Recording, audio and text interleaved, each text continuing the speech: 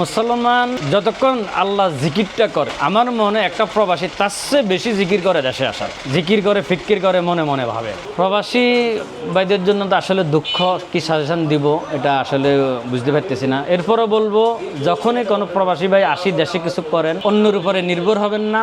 শ্রম, যথেষ্ট শ্রম দেওয়া, বিদেশে যেভাবে শ্রম দিতেন ওই শ্রমটা এখানে দিবেন। শ্রমে আপনার সফলতা আনবেই ইনশাল্লাহ।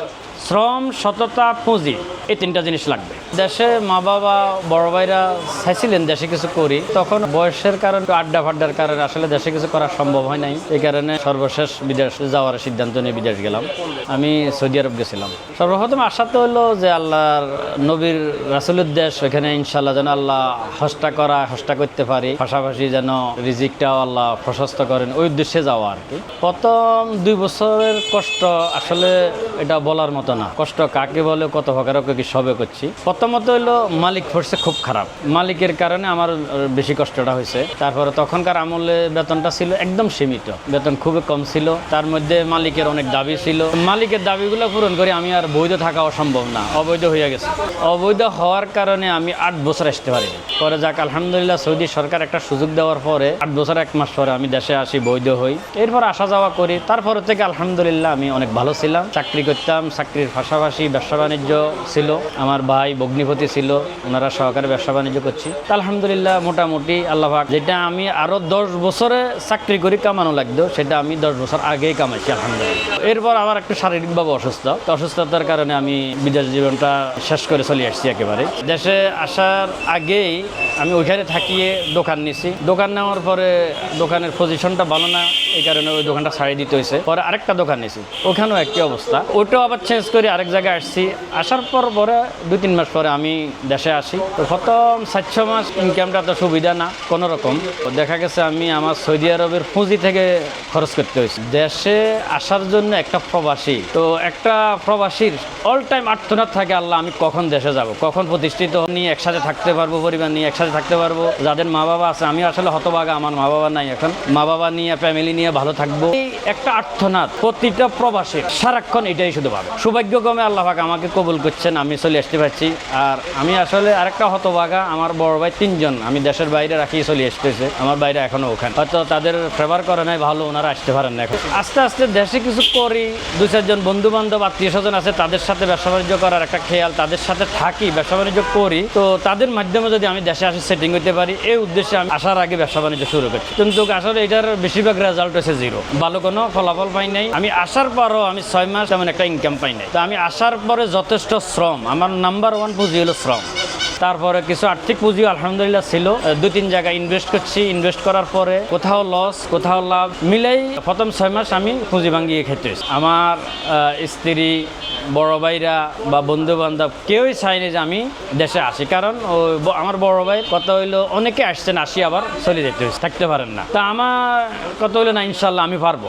1-1.5 বছর হয়ে গেছে প্রায় আমি আসছি। এখন আলহামদুলিল্লাহ আমি ভালো আছি। ভালো চলার পরে আমার কিছুটা সঞ্চয় হইতেছে আলহামদুলিল্লাহ।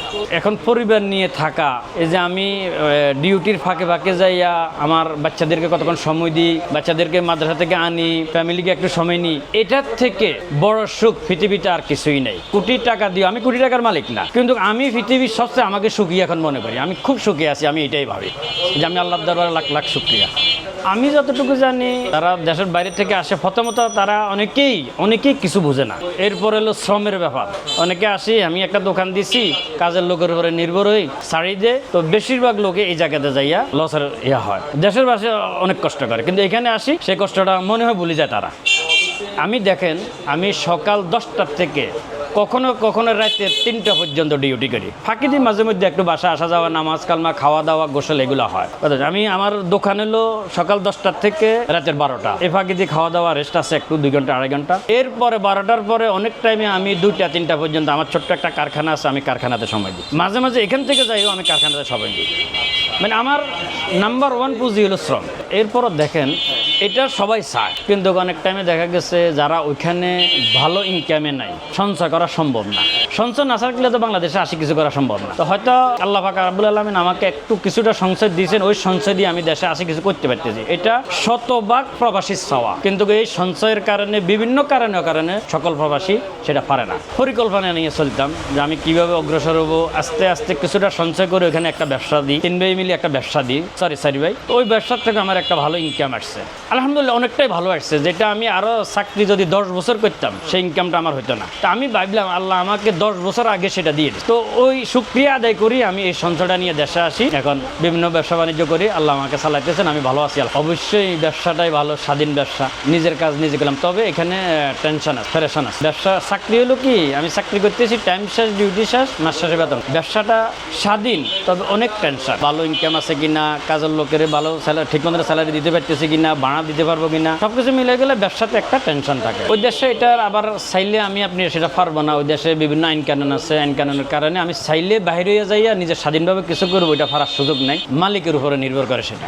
আমার যে পুঁজিটা, এটাকে আমি সাইড ভাগে ইনভেস্ট করছি। প্রথমত শুরু আমার মোবাইল ব্যবসা দিয়ে, মোবাইল দোকান, তারপরে এটার সাথে পাশাপাশি বিকাশ নগদ করি, এরপর ছোট্ট একটা কারখানা দিচ্ছি, এটা হলো প্লাস্টিকের যে কোনো আইটেম বানানো যায়, এটা মেশিনের ক্যাপাসিটির উপরে। এরপরে এখন আবার ইতিমধ্যে একটা কার্ডের দোকানে একজন ভাইয়ের সাথে পার্টনারে করি। আমার টোটাল পুঁজিটাকে আমি 4টা ভাগে ইনভেস্ট করি। একটা দুইটাতে প্রথম লস আসলো, আলহামদুলিল্লাহ এই মাসে আমি সবগুলো ব্যবসায় প্রফিট পাইছি, আলহামদুলিল্লাহ।